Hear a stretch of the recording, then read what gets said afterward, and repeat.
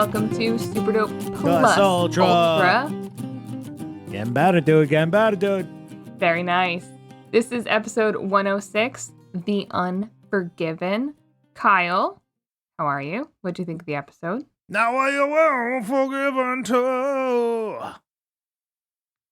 I'm sorry, what? That's me singing some Metallica lyrics from the song, not The Unforgiven, but The Unforgiven 2.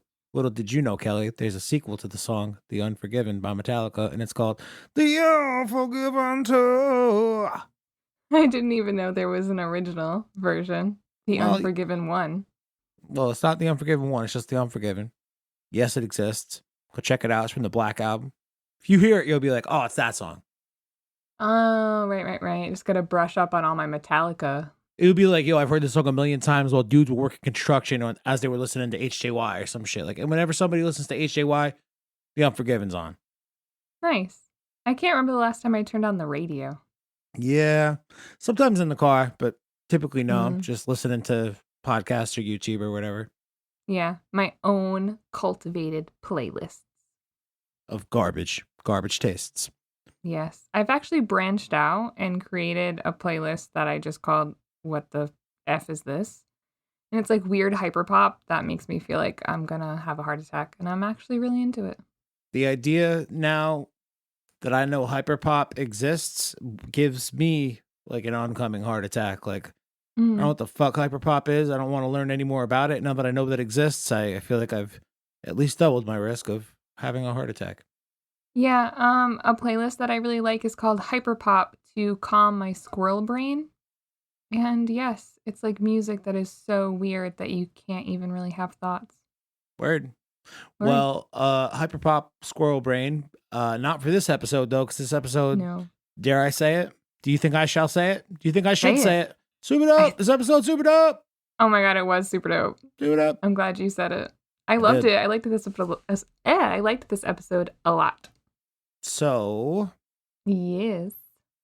You want me to get into it? I think this is technically almost the end of the Endeavor training arc. We've got an off week next week, which fucking sucks, but I know, it's weird. The second one this season. So they say it's for the Olympics, which makes sense. But also the movie comes out in a few days in Japan. August 6th in Japan. Right. It comes out. So they're probably going to give the kids the weekend off from the anime to let them go see the movie in theaters. Yes, dive into that. And you know what? I do get what you meant earlier about the timing, how we kind of spent a lot of time with Bakugo and Midoriya and Shoto just in time for this movie. It does make sense, even though in the beginning it kind of irritated me that this story arc was a little bit out of order, but I do think it makes sense. I can see why they did that. Yeah, definitely a marketing thing, flip-flopped it around. But let's get into the plot of 106, The Unforgiven. All right, I'm done with that. This is the last time I acknowledge the title of this episode. I'm going to cross it on my notepad right now. Okay, if you say it again, I'm going to be really mad. Unforgiven. Oh my god, I'm so mad. Okay, so in like true My Hero Academia style per every episode we've had so far, like we start out basically with just a little recap of everything that's been happening. I don't know, I get so sick of recaps and I usually skip them, as you know, but because we do a show on this show, I watch them, but they irritate me. So we see them training and going to dinner and Midoriya telling Shoto that he's a kind person and like all that hoopla. So we get the little recap. And then when the actual episode starts, though, we have like a crazy multi-year flashback to Endeavor when he is in the prime of his All Might complex. Like he was such a douchebag and had like a very clear problem because he like captures a villain and brings him to jail.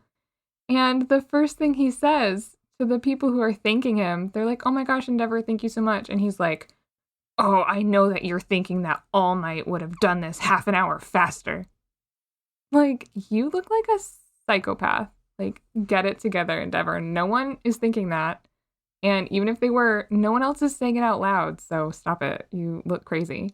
Cops are like, yeah, no, I wasn't thinking about All Might at all. I'm just happy this criminal's off the streets. Great job, dude. He's like, yeah, fucking go think about All Might somewhere else, dweeb. He's like, I wasn't thinking about All Might at all. I'm just happy you did the job.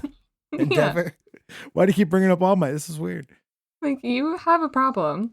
And then the other thing about this flashback that was so striking to me is I forgot that Endeavor used to have his, like, fire eyebrows be so crazy.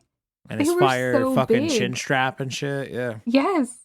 I'm like, wow, you literally look like literally such a douche canoe. Like, I cannot get it together. Trim. You need to trim. And, like, while all of this is happening, we get some, like, inner monologue from a villain's perspective, that villain that we saw at the very end of the last episode, where he basically is, like, really likes that Endeavor is a super jerk and is, like, really flashy and he wants to get killed by Endeavor. It was just, like, this very strange.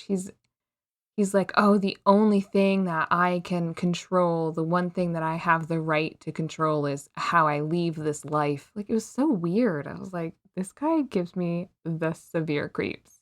Okay. Yeah, I didn't get the best feeling from that dude, but what I kind of like about how his story impacts Endeavor is like, you see him 7 years ago when he says this to himself, I want Endeavor to be the one to kill me. And it's back when Endeavor's having like this All Might complex. Presumably he's abusing his kids and his wife and shit like that. Yeah, but like this guy gets out of jail and goes and like stalks out Endeavor's house. And that's how this episode picks up afterward. And he has the same kind of intention. Like, I want Endeavor to be the one to kill me. I have nothing to live for or whatever. But Endeavor has since grown and changed as a person over the last 7 years. So like his fanaticism to who Endeavor used to be, and then seeing where it starts and where it gets to by the end of the episode. And he just like, stop it.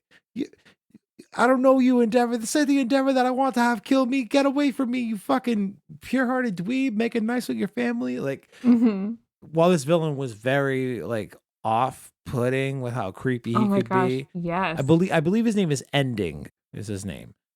Is that correct? Do you have that written down? To be honest, I thought that they never say it. Nah, there's like a thing where they first bump into each other. It's like, you remember me? And Endeavor's like, yeah, you're that guy who was, what was your name? He's like, yeah, dude, that's me. Ending. Like, yeah, I think ending, like the ending of the story. You know what I'm saying? I thought that he was just like, yeah, that was me. And then I didn't think that he mentioned his name. I thought that they like purposely never said his name. I thought it was really weird. I could be wrong, but I think his name is Ending.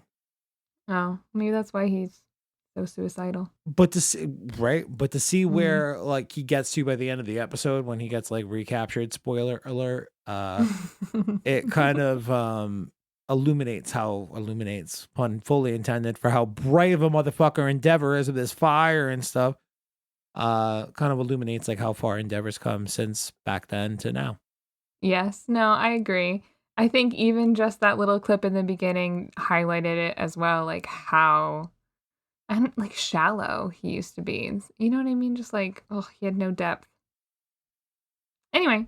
I actually did a guest spot on my friend Rayshawn's podcast last night. The RGAP podcast, AGAP, Rayshawn Gatson Anime Podcast.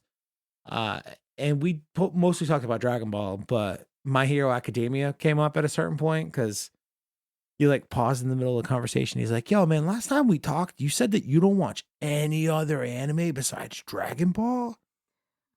Like your whole life? Is that true? I'm like, no, that's obviously not true, dude. Like, I've watched a lot of anime over the course of my life, but, you know, the only things I currently keep up with are Dragon Ball, because, you know, it's my fucking lifeblood, and I love My Hero Academia. Make a podcast about it. And this exact fucking conversation sort of came up, like, how much of a piece of shit he was and all that, and how, like, the idea of Endeavor's, like, I think he says, like, your arrogant flame, I want that to be the thing to put an end to me or something like that.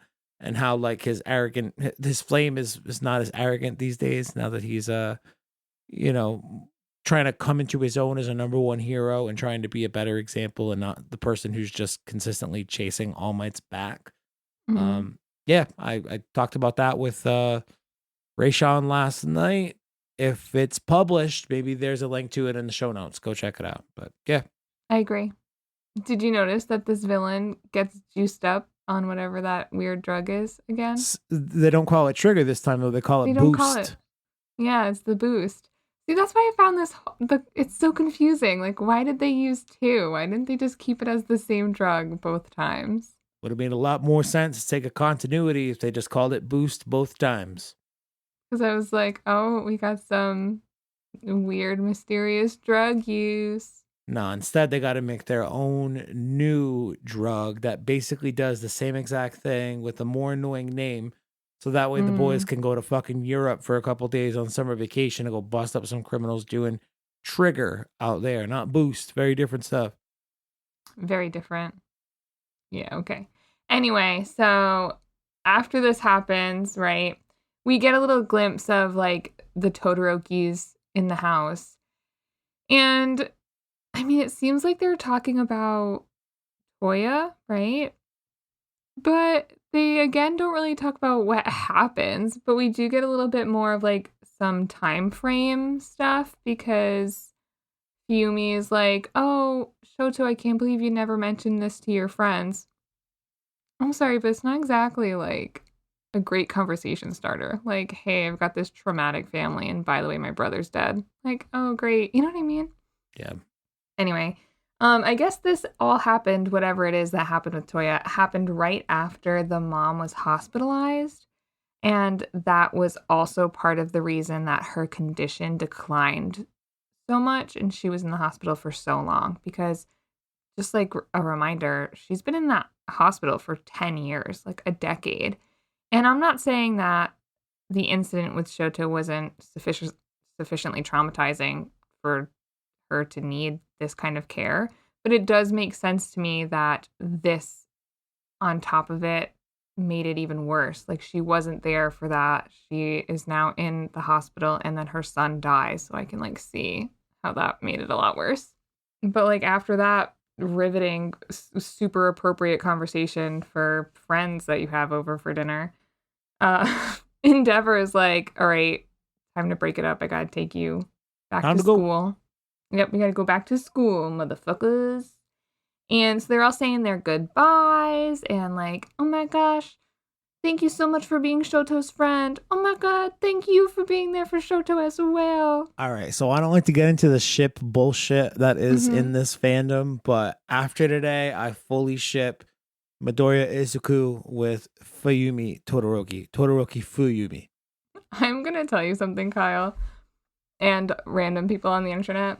I spend a ridiculously large amount of time reading fan fiction, and I have never even come across that ship ever. Really? Really? All right, so hear me out. Here's my fanfic pitch, right? So Yeah, it's tell me. obviously after they graduate high school, right? Because we're no longer to with keep them, the creep factor down. Yeah. They're adults. Aged now. up. Listen, if you're looking in the tags, it's aged up characters. That's the tag you want. Aged up BNHA fanfic. There you go. Tag. There you go. See, I'm learning. Here's my fanfic pitch. Midoriya and Fuyumi, we're adults now. Like, say we're jumping like 15 years in the future. They're into like their late 20s, early 30s, whatever it is. Mm-hmm. Midoriya and Fuyumi fall in love, get married. Maybe they have some kids. That's fine. It's not fucking pertinent to my fanfic. I don't give a shit about the kids. I just want to see how they keep that familial unit and bigger group feel tied into the story. So Shoto and Midoriya still being friends as adults could be facilitated by the fact that they're now brother-in-laws. Oh my god. Fuyumi's such a good lady and Midoriya is such a good dude. And then they have such good little kids that have some kind of all-for-one fucking fire explosion ice quirk or some shit. I don't know.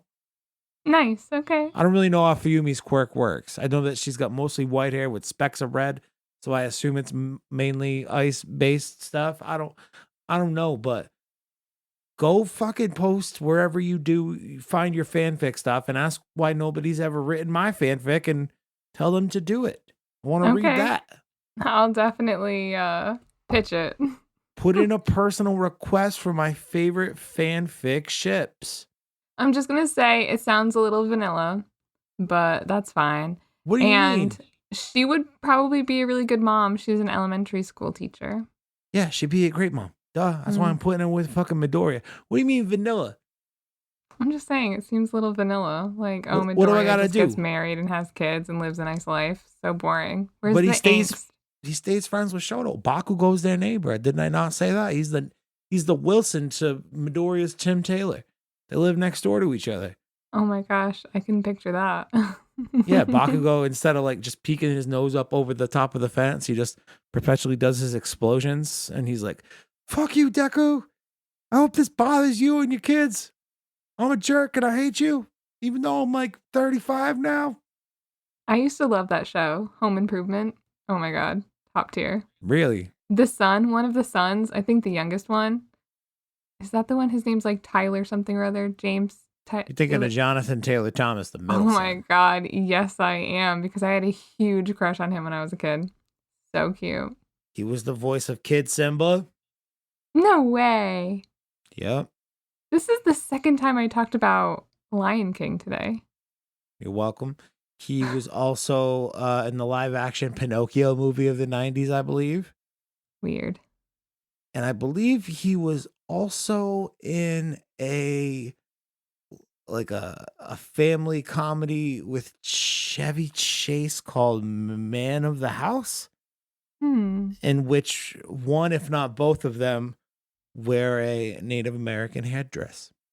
Oh, that's not quite politically correct nowadays. I said Native American headdress. All right, No, I did it fucking fine. I'm not saying you. I'm saying. Oh, you're talking about Chevy Chase? Yeah, Chevy Yeah. Chase doing anything is pretty fucking offensive, I guess. Nowadays, there'd be like a little thing in the beginning that's like, the views in this film do no longer represent the views of this time period or whatever. Well, like, we're sorry we hired Chevy Chase, guys. He's a dick. We realize our mistake. Can't go back and fucking unfilm the movie. Can't undo it. Yeah. Anyway, yeah, Fuyumi and Deku. Perfect ship. Write the fanfic. I will not, but that's fine. Continue. My favorite part about this little scene is that Bakugo can just not shut up about this tofu recipe. He's like, the tofu is delicious. Give me the recipe. Sichuan Mapo tofu. Mapo? Yes. Mapo? Mapo. Sichuan Mapo tofu. Yes. It's gotta be spicy stuff, right? It's spicy. He's so obsessed with it that I looked it up because I was like, the fuck is this? Okay. It's because he's a spicy boy. He liking spicy foods. Tell me this, what is it, recipe? Yes. Well, no, I didn't write the whole recipe down because this isn't a cooking show, but I looked it up. This is a popular Chinese dish from the Sichuan province of Japan. I'm not pronouncing that right, probably.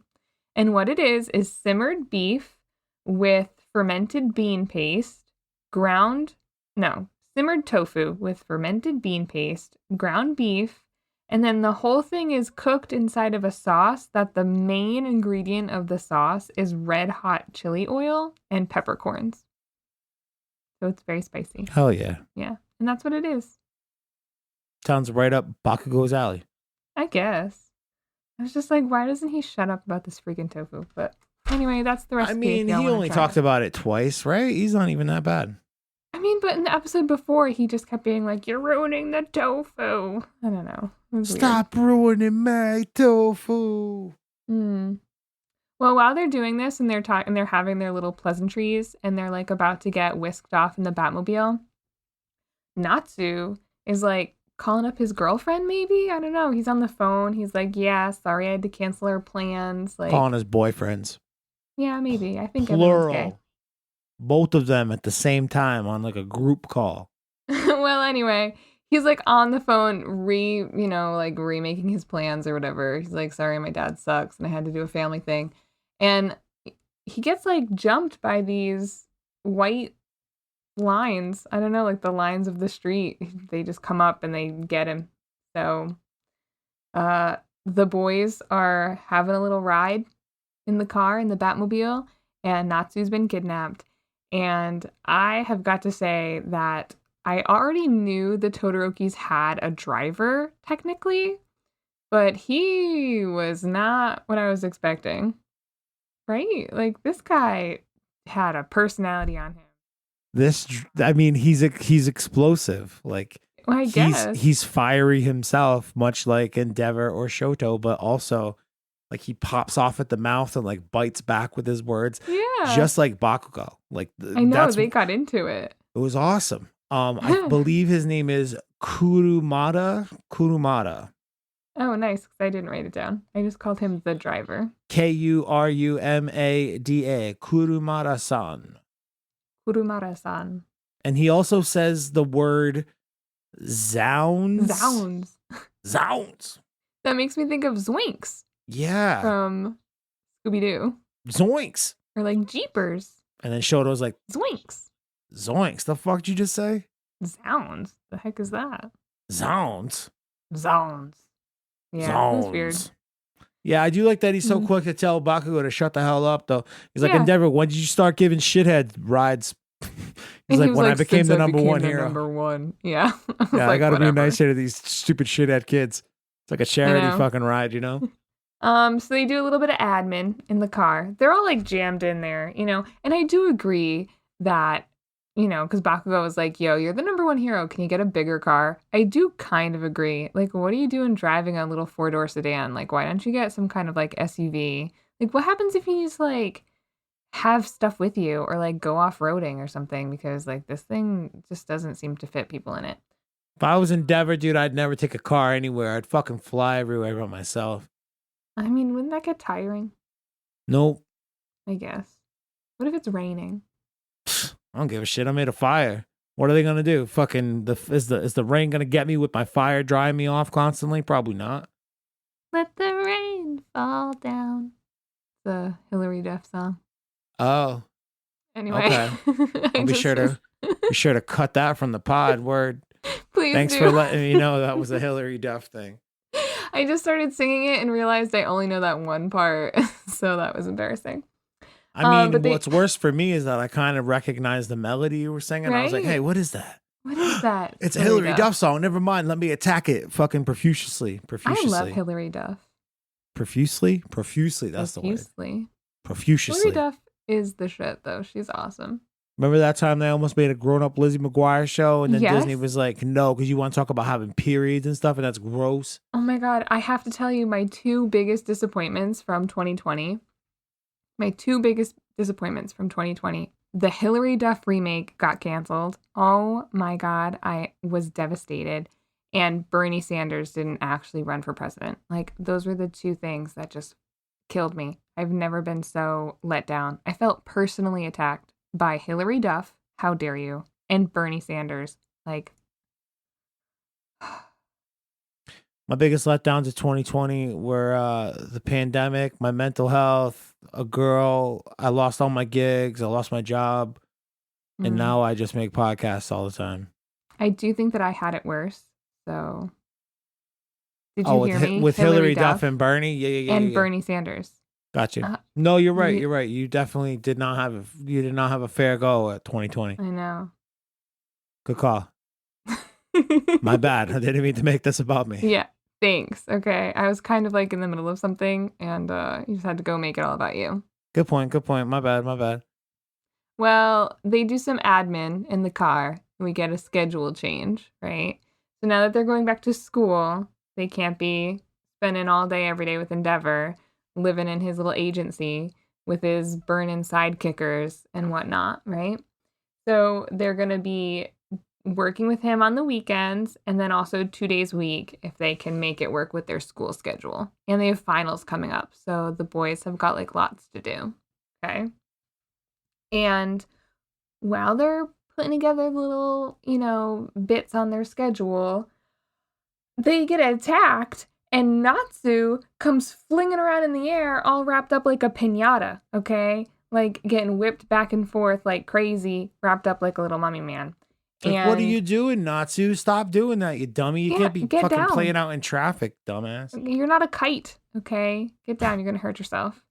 And so it's this villain has, like, attacked them, and he's using the lines of the road.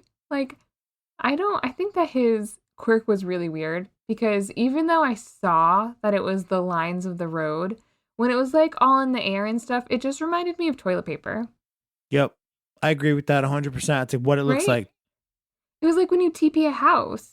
Not that I've ever done that. No, why would we? But like, if let's say, I mean, he kind of does have a little bit of the appearance of a mummy, having like all the white shit wrapped around him, and only being able to see like his eyes out and shit. But like, the way his power works, especially because it's boosted by this performance enhancing, quirk drug or whatever.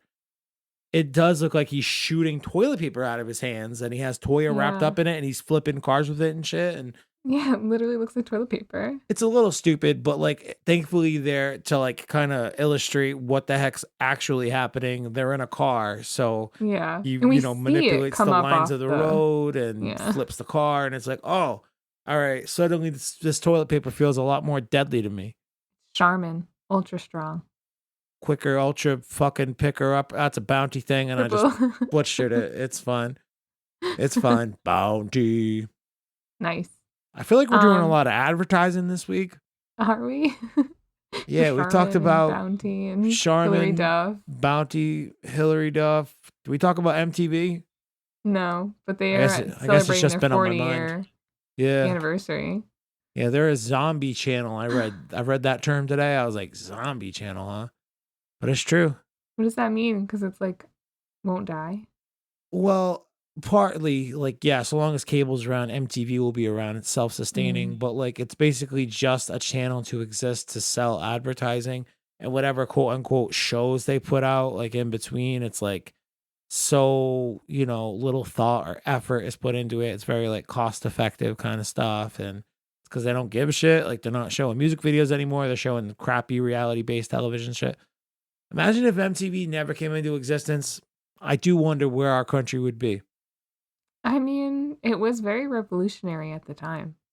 Yeah, I do imagine somebody else would have came along and fucking invented basically the same thing, but MTV fucking like did one thing at the beginning and then became another completely different thing 20 years later, and again like weighed heavy into like how the culture is fucking, I don't know, thought about, talked about, absorbed, whatever. And then 20 years after that, it's like we're all a bunch of fucking consumer fucking zombies, like ready to rip each other apart over the internet at all times. So MTV, baby, is where it's at. It's where it's at.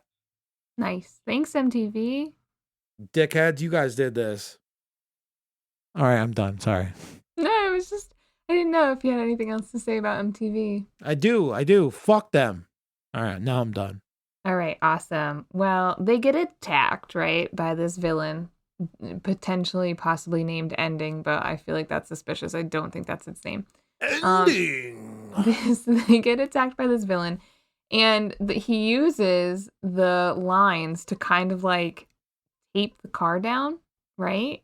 But Endeavor just like blasts out of there like nobody's business. And I have a question. Does he just wear his uniform, his costume all the time under his regular clothes? Because when he got into the car, he was wearing civilian clothes. And when he busted out of the car, he was in his costume. Does he just wear it all the time? Like, you know how like Superman would be like, have a suit on and he'd be like, pull it, and then Superman would be underneath? Does he just maybe have he's it got on all like the time? maybe he's got like a Tony Stark thing going where he just like hits a button and it fucking materializes over him, you know?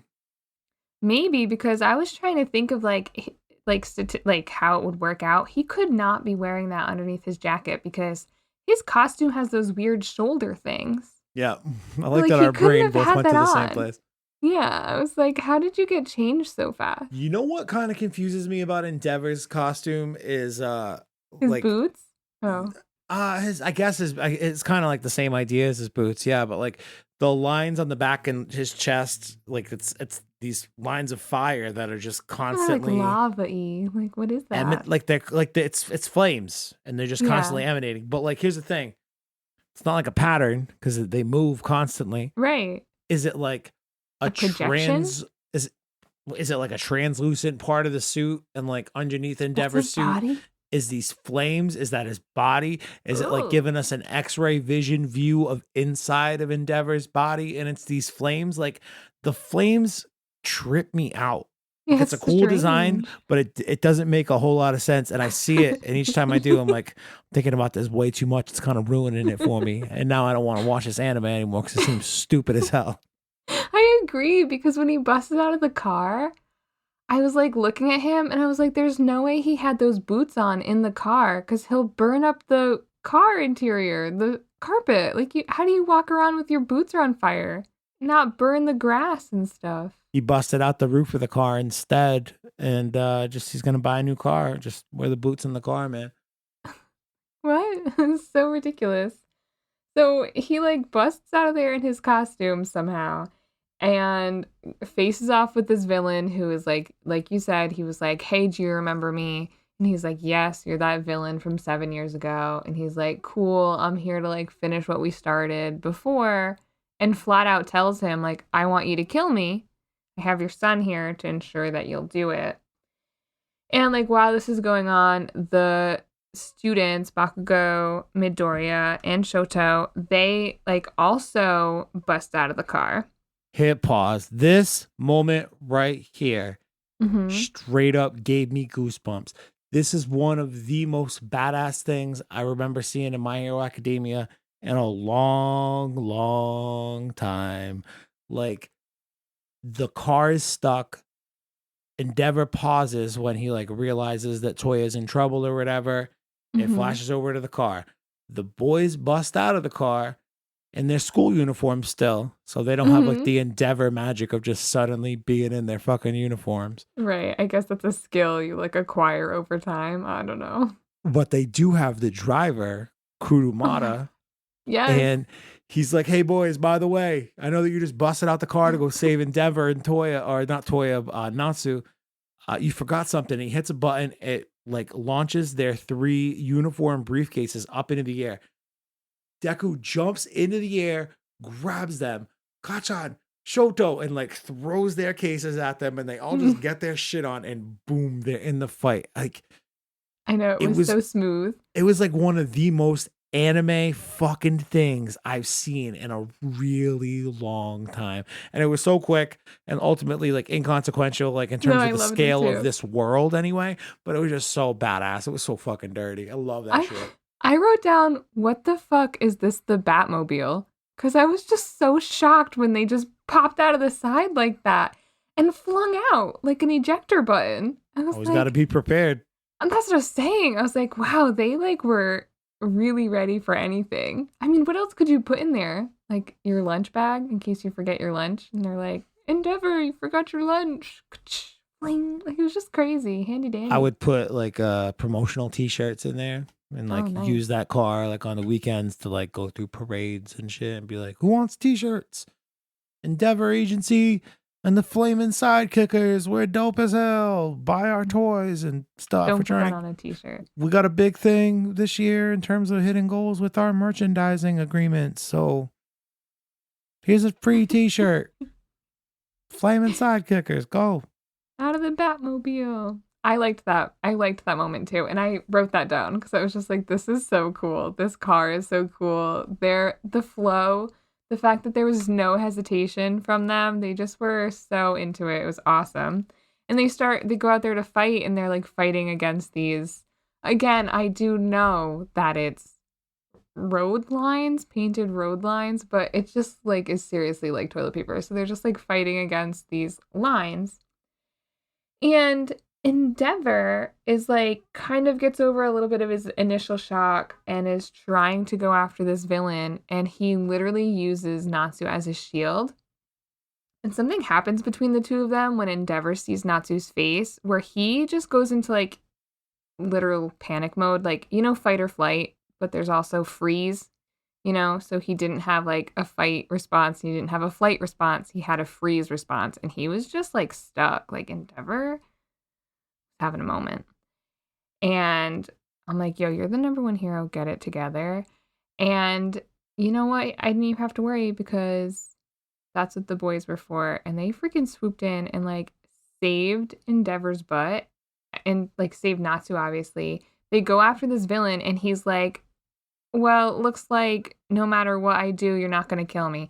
Okay, first of all, how selfish. This guy was trying to go out in a blaze of glory, like get killed by a hero. Could you imagine that? That would suck. Like, I don't know. Endeavor doesn't want to be a murderer. But then at the same time, I'm like, there's no way Endeavor's never killed anyone. Do you think Endeavor's never killed anyone? This episode implies that Endeavor has never killed anyone and that heroes never kill villains ever. And I find that really suspicious. I highly doubt that. I think that probably it happened. It wouldn't shock me to learn that he had blood on his hands, but they do Same. imply that, he's basically only killed the Nomu. But like the self-fucking importance of this dude, guy. Like I can only be killed by now the number one hero. At the time he was number two when he fucking made his mind up about it. But right. he chose Endeavor because Endeavor represented at that point in time such like a negative aspect of what it was to be a hero, not like the vanity aspect of it that we could knock on somebody like Ryukyu or whatever, her doing her fucking L'Oreal commercials and shit, but like the vanity in terms of like only caring about the rankings and trying to do better than somebody else, not doing it for the right reasons of wanting to save people.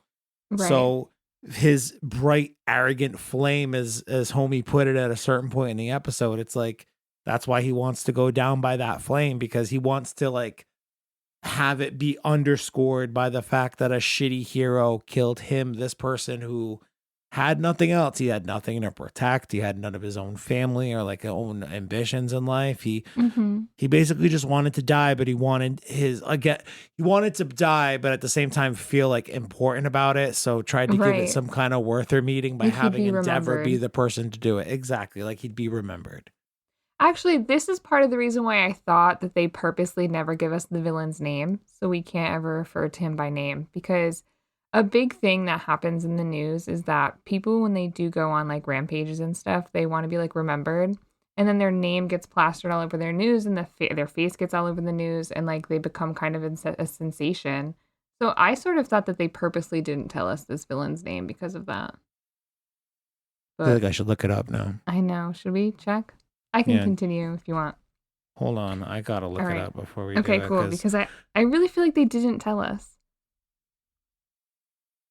Yep. His name is Ending. Oh, shoot. Sorry, lady. I'm sorry I beat you on your notes this week. Well, whatever. It is what it is. Never mind. We're not in competition. I got your back. Nice. Yeah, thank you. Because maybe I just really missed it. It was a weird name, so that could be why. Yeah, it does seem like it could have just been like a word or like part a of the one sentence or something. Yeah, I mean it's a one sentence. It's a one word sentence. The way in which it's phrased, it's not explicitly made clear, especially with a word like ending. Like that's not a common name. I mean, what the heck? It's a villain name, I guess, but who gives a shit? Yeah, his name is Ending, like the ending of a goddamn story. Right, exactly. So Endeavor is in like freeze mode. He doesn't know what to do, and the kids. Oh my gosh, like all of their week's worth of training kind of cultivates to this moment because the villain Ending, he's pissed off that Endeavor's not going to kill him, even though he's even captured his son. And like now there are these other students and it's not going the way he planned. So he kind of is like, well, screw it. I'm just going to make a huge rampage. And he throws these cars into the air and he simultaneously has Natsu throws him out in front of a train. Oh my god. I was like, this sucks. Okay. And the kids performed so well. Endeavor, like all of the things that he had been saying to them about cultivate all of your power and store it away. Like be thinking about the two things at once so that you're not even thinking about them anymore. Like they just all come to a head here. And Midoriya is able to use his Black Whip. What's up to save all of those cars. Okay, it was like 4 cars, right? He catches all these cars in midair. Some Spider-Man shit. Okay. He caught a fucking minivan, dude. Considering that on the first day of this training, he was like, oh, this is my power. And just the littlest little wisp comes out. Oh my god, like a little worm. So they've spent like a week at this point with Endeavor on this work study. I like that when the boys run up on Ending, he's like, oh no, Lord. Interns. But like he says interns, like that's the word they're using in Japanese. I can hear it. But the sub always says work study students. But like the idea of these 3 kids running up on this fucking grown adult man with a death wish, he's just trying to commit suicide that he's thought about every day for the last 7 years in jail. Interns. And he's just like, fucking interns. Unpaid interns. Yeah, I just wish the sub would say interns and not work study students. Yeah, so Midori using Black Whip to catch those cars. Wicked Even though cool. it's been about a week, I don't think we've That's not seen a lot him. of time. It's not a lot of time, but we haven't seen him use it at all either. So that's the one thing where I was like, oh, suddenly you did this. Mhm. Okay. And that's what, because you're thinking about a strategy that Endeavor started talking to you about a week ago. We haven't seen any backlog of you like trying to use it in conjunction with Black Whip. I'm like, but Bakugo saves Natsu from in front of the train. He like expels all of his power all at once to be able Yes, to, precise. get there just in the nick of time to be able to grab dude. He even says, it's winter. Because that's always his excuse, is that it's winter. Time, dog. Yeah. And then Bakugo saves Natsu, and Todoroki is like, don't you fucking beat up my big brother, you meanie. Yep. And he's like, I'm not going to let you get what you want. I'm going to encase you in some ice, bro. Yeah. Do you want suicide by ice? Well, because tough luck. I know how to control my ice just right, where you will be frozen in a block of it as if it is a jail, but you will not die because that's how good I am at using my quirk. I do not want you to suicide yourself because I know that that is what you want most. And I'm a hero, and that's what heroes do. Very nice. That's exactly what happens. And then Endeavor is like freaking floored that the kids have done so well in just a week. But he's also having like such a serious moment with Natsu. He like runs over there and hugs him, and inadvertently Bakugo as well, because they're together. Oh my god.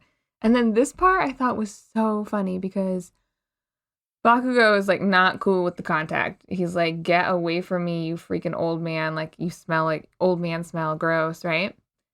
And then Bakugo just does not understand how to read the room, because he's over here like, oh, be a villain. Get to a villain before you do. Oh, do it in the 1 week. Oh, be faster than you, even just once. What's up, bro? Like, did you see that? Right? And then Deku comes up on him and says, Kachan. Yeah. Like shut the, like we said last week, like, shut the fuck up. Stop being so rude. Look at what's happening. Yeah, like, read the room, okay? Yeah. This is a moment. And then the whole rest of the episode is just kind of like the stuff I normally don't really like in the shows because it's too mushy-gushy for me and I can't handle it, but I actually thought was really great in this episode, because Endeavor is clearly so shaken up that something could have happened to Natsu. And I have a question for you, Kyle.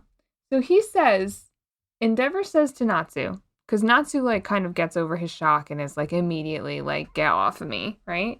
And he says to him, I'm not gonna lie, right? I had a moment where I thought that if I rescued you, you would never have anything to say to me again. And I don't really understand that line. I'm so happy that you said that, Kelly. I wrote that same exact shit down. If I rescued you, you might never talk to me again. Why wouldn't he talk to you again? He'd probably be talking to you as often as he is now, except maybe he might like you a little bit more. Like, at least you saved his life. Yeah. But like, I think it ties back into the idea of last week or the week prior, like Natsu and Todoroki basically saying like, we respect you as a hero. We don't respect you as our dad or whatever. So like, if he were to save Natsu as the hero Endeavor, Natsu would have been like, yeah, whatever, thanks, maybe. I don't know, maybe even less. But as a parent, literally as a parent, like, if you are able to save your children, you will save your children. You know what I mean? So it's not like he would not be their dad by saving them in that moment. Like, I found that so confusing. If I rescued you, you would never have anything to say to me again. Like, why? Because maybe, and then I was thinking maybe because then he would feel like he owed him and wouldn't be able to face that. Like, oh, I owe you my life. I don't know. I thought that was very strange. And I'm glad you thought it was weird too, because both times I watched it, I kept thinking that maybe I just wasn't picking up the context clues of this spot, but that made no sense to me. No, I thought it both times. I thought the same thing both times I watched it. Like, and I rewound it this time to be like, did I miss a line before that?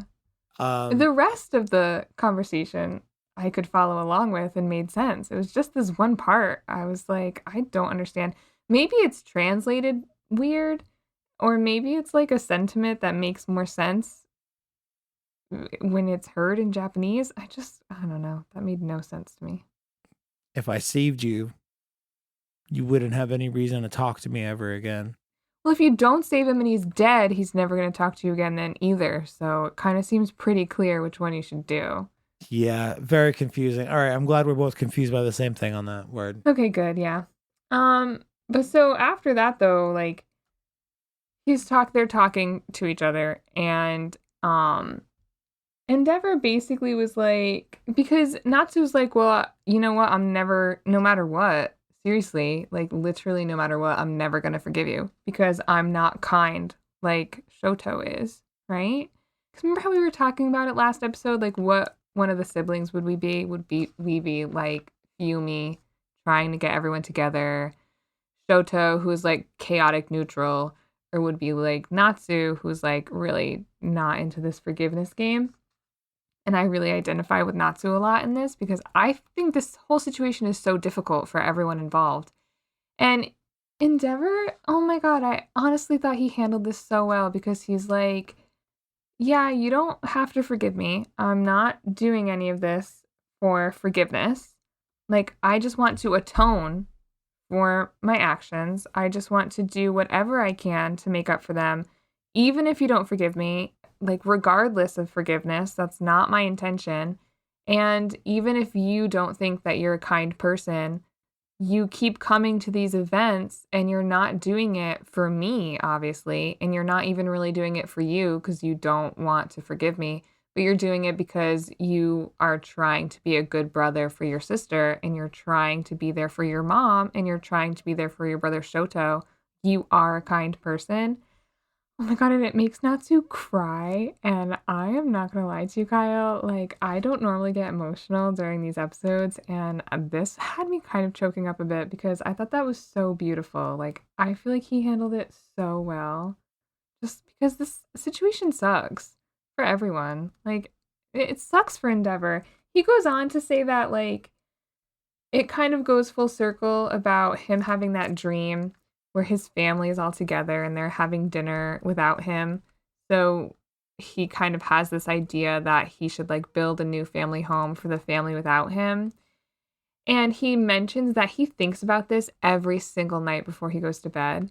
And even though I am not an Endeavor fan necessarily, and I do think he was like a really shitty person, and I kind of am on team like don't forgive Endeavor because he's a piece of crap.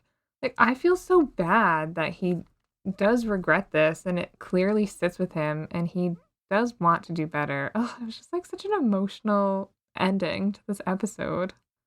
Yeah, and just knowing that there's not much that he can do to repair things with Natsu, even though he's done about as much as he can, and seemingly Natsu's just like, nah, sorry. I don't even know if he gave him the sorry. Definitely gave him the nah though. Yeah. Oh God, yeah. I was just like, wow, way to wrap this up. I think one of the other notable things about the end of this episode before it goes to the post-credit scene, which kind of builds off of what we're talking about here, but one of the last more notable things as they're like kind of wrapping up, the boys are like finishing they're saving their savings. They're finishing like their saving of people. And Deku has like his nice moment of smiling as he helps the people out of the cars and stuff. Like that was one of my like emotional moments of this episode. Those guys are getting out of the cars and he's like making sure everyone's okay, but he's got the smile on his face. And I'm like, you're doing it. And everybody's getting out of the car and they're like, oh my God, I thought I was going to get hurt. I thought I was going to die. You're saving people with a smile, just like, oh my Deku, oh my God, it makes me so happy to see. But Bakugo has like a similar reaction from somebody. It's from Natsu, right? And Natsu's like, Natsu comes up and says, thank you. Thanks for saving me from in front of that train. What's your hero name anyway? Deku says, isn't it just Bakugo? And he's like, nah, fuck you, nerd. I'm not telling you. I'll kill you. I'm not telling you either, Shoto. We are also still not friends. And he says he's waiting to tell someone in particular first what his hero name is. I know who it is. I know who it is too. It's Best Jeanist. Oh, I wasn't sure we were revealing it, but yeah, no, it's Best Jeanist. Don't they say it? He says it in the episode before when Best Jeanist goes missing. He's like, He's like, oh, what's your hero name? And he's like, King Explosion Murder Boy. And he's like, that's so immature. Like, clearly you haven't looked inside yet. And he says to him, yeah. when you come up with a hero name, make sure you tell me. He says that in the episode. Good point. Maybe that's how I knew that's who he's telling. Yeah, that's who he's going to tell. Do you know what his hero name is? I don't. I do. Don't tell me. I won't tell. Is it pretty similar to King Explosion Murder? No. Good. Don't tell me. I won't tell you. Don't worry. Good. I wrote that down too. I said Bakugo has a hero name, but he's not telling. Gotta tell somebody else first. So yeah, episode ends and we got a post-credit scene wherein we're back at the Todoroki house. Fuyumi and Natsu talking about the incident that we just talked about for the last 40 minutes or whatever. And Endeavor comes in and says, hey, and Fuyumi, we're putting a lot of undue pressure on you, trying to like do everything to get ready for your mom to come back home and, you know, get her reacclimated to the family life. And I'm sorry this has so unfairly been put on you. Maybe it would make more sense for your mom to get ready to go back to a new home.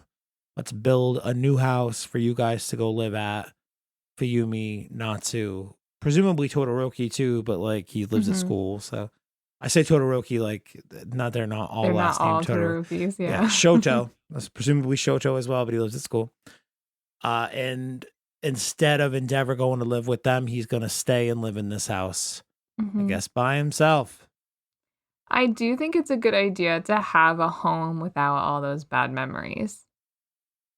For his mother's sake, yes. Yes. But so there's that aspect of it. But like knowing that what he knows about what's to happen with the Meta Liberation Army, I do kind of wonder if that factors into his thought process at all. Like, I'm the number one hero. This big crazy villain attack's gonna happen. Like, clearly gonna be really busy. I just had a villain. I just had a villain like stalk out my house and fucking like, you know, rip my car off the side of the road earlier today.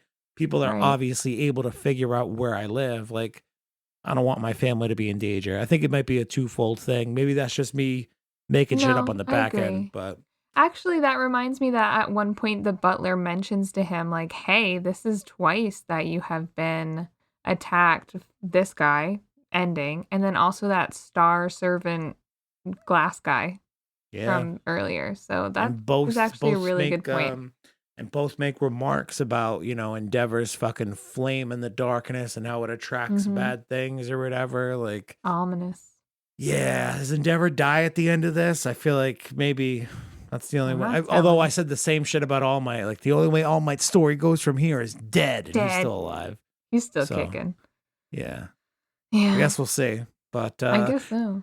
Preview for next week, 107. The title of it is More of a Hero Than Anyone. I thought this looked cute because I was just saying last week that I really miss everybody else and I want to see all the other kids. So all the other kids are at school. I think we're probably going to get little clips of like what their work study was like. And then they go to Tartarus, the prison. And I have a question. Do they call All for One a weird name during all of it? Kuraguri? Kuragiri's not All for One. Kuragiri is the Warp Gate guy that hangs out with Tomoe Shigaraki who teleports them and shit. Right. Oh my gosh. Okay, cool. Thank you. Kelly, we make a My Hero Academia podcast. Your street cred just took a big kick to the balls, bro. We haven't really talked about any of them in a long time. So I was like, what? Who is that? Who are they going to see? I'm so confused. That makes so much more sense. Okay, thank you. All for One's name's not Kuragiri. These people don't even know this show. Doing? So yeah, we're going to go visit him in jail. I think it's President Mike and Aizawa go to visit him, right? Mm-hmm. I do wonder why, like what he could factor into. Like, if I remember this correctly, I found this to be really devastating. On the part of Kuragiri, like it's sad for him. Just like what gets revealed. Oh no. Mm. Oh no. Oh no. Well, what sucks is that we're not going to find out next week because it's the Olympics, but also there's a new My Hero Academia movie coming out in Japan, so whatever. I mean, as much as I'm mad at the Olympics for having us miss a week, the Olympics this year, I don't know if it's just this year because we're so crazy or if it's always been so funny. The Olympics has been so hilarious this year. Did you see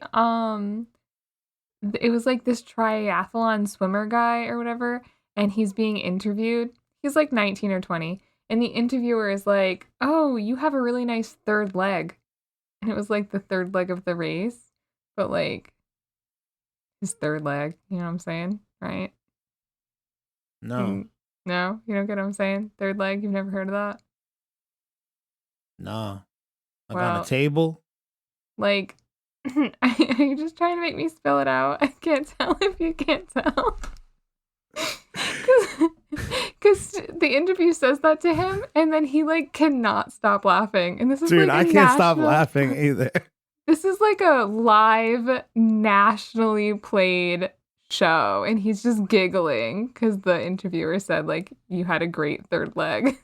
Was it a female reporter or yes. a male? Oh, yeah. It was a female reporter. And I bet you she so was funny. pretty good looking. He's like, oh, dude, this girl just asked me about my dick. I don't think that you even see what she looks like. It's just their faces, but it was so funny. I was like, oh my God, this is the best.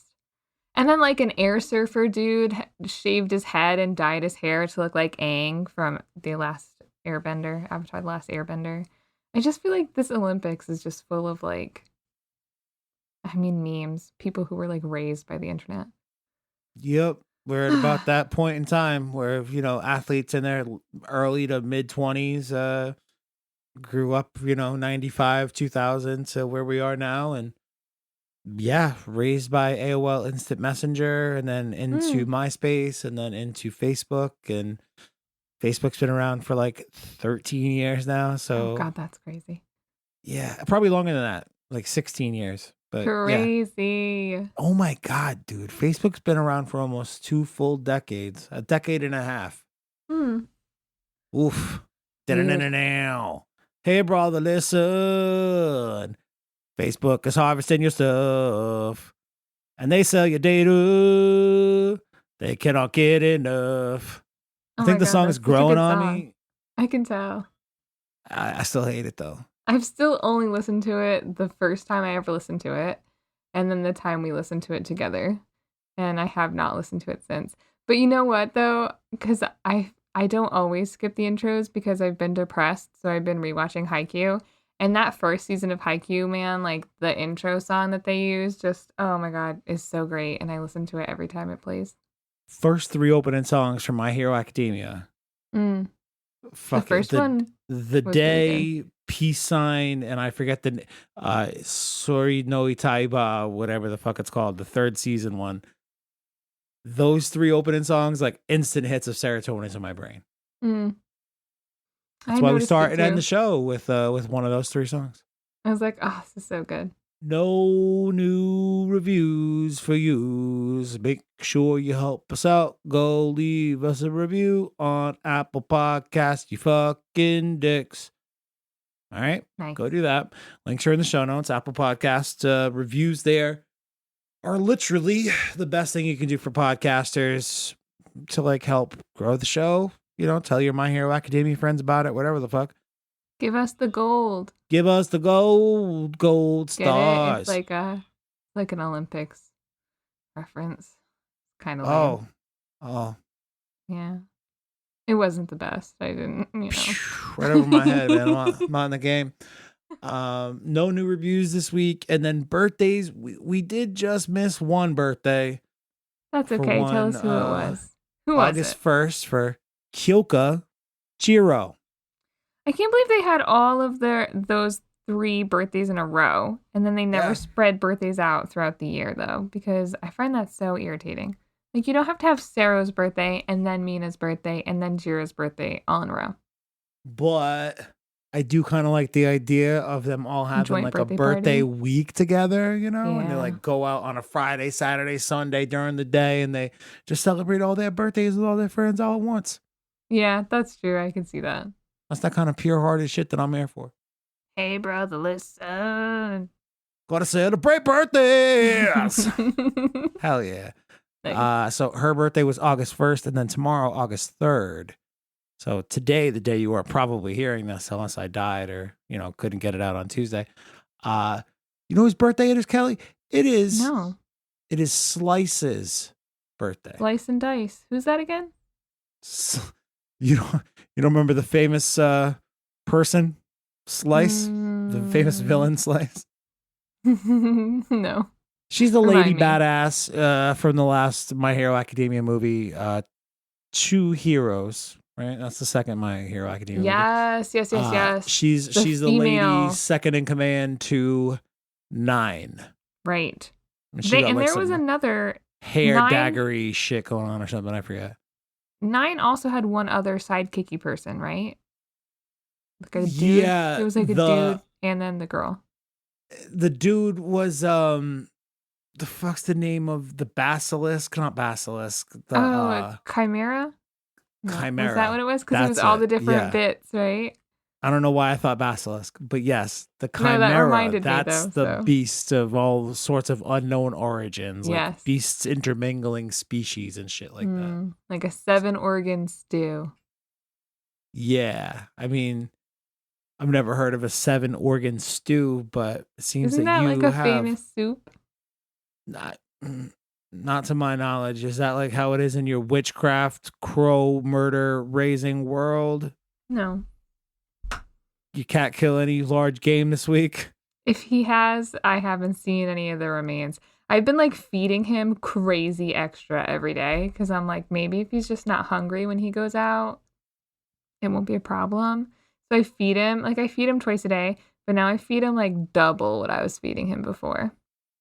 So instead of you just like getting rid of your cat through like adoption, you're going to get rid of him through like overfeeding and making him fat till he dies. I wasn't sure. I was like, I can't tell if this is really a solution because I'm either going to be feeding him like this and this is actually how much he needs to eat and then he'll be happy so he won't hunt any other animals. Or I'm feeding him this much and it's giving him more energy so he can continue to hunt even more animals than he was before. Or, he's just going to become like a fat cat. My money's on fat cat. Like Garfield eating lasagna and shit. I mean, he's kind of old, so maybe like he deserves to just get a little chubby and lay in the window. Yeah. So long as he stops like eating rabbits by himself in the front yard. I haven't seen anything, so I also I'm not gonna lie, I am not really looking. So plus you gotta murder a crows to clean up after him. Mm-hmm. Hey brother, listen. Fate can be hard-hearted. Yeah. And that's the end of the show. All right. Don't you know? Yeah, now. How's the show? I know the song. Did we do all the stuff? Birthdays. Yeah, leave us a GD review. Episode 107 in 2 weeks. Maybe we'll have a preview. Maybe we'll have a rerun episode next week. I don't really know. It's worth doing. We'll figure it out. It'll be a surprise. We could do a weird episode where we like don't even talk. We don't have to talk about My Hero Academia. We could just do like a weird anime thing where we each bring like our favorite anime song or something. We each talk about our favorite anime battle. We pick one battle. We talk about it. I don't know, Kelly. Something weird. I don't know if you know this, but I don't like any anime except Dragon Ball Z from Toonami. You ever watch Toonami? No. That's my favorite is Dragon Ball Z from Toonami. Yeah, I don't know what that is. Dragon Ball. You're a dumbass. You're a dumbass. Oh, boy. In all seriousness, I've never seen an episode of Dragon Ball. Ever. It makes me mad. Actually, I'm doing this movie thing right now where like we're just 20 movies in Dragon Ball. And we've done the first 5 movies in, consecutive order. But I think I'm going to grab you for one. All right. I mean, I'll watch one. It's like a decent entry-ish kind of thing, but it's like the 17th movie of 20, so there's a ways to go. But nice. Okay. It's called Dragon Ball: The Path to Power. It's like a 20th anniversary movie of the anime. Yeah, whatever. It's not a big deal. I think you're going to be on that one though. Okay, I'm down. Hey, brother, listen. Oh my god, I told you if you said it one more time. Gonna watch Dragon Ball 2. All right, that's gonna do it for Super Dope Plus Ultra. We appreciate you guys. If we didn't annoy you too badly, go leave us a rating and we'll talk to you next week, the week after, whenever the fuck we happen to talk to you again. See you when Kelly? you see ya. Kelly, what's the thing that we say? Oh yeah, see you next Tuesday. Or the next Tuesday. See you next Tuesday. Gonna raise my hand with the peace sign, and I'll see your ass next Tuesday. Now.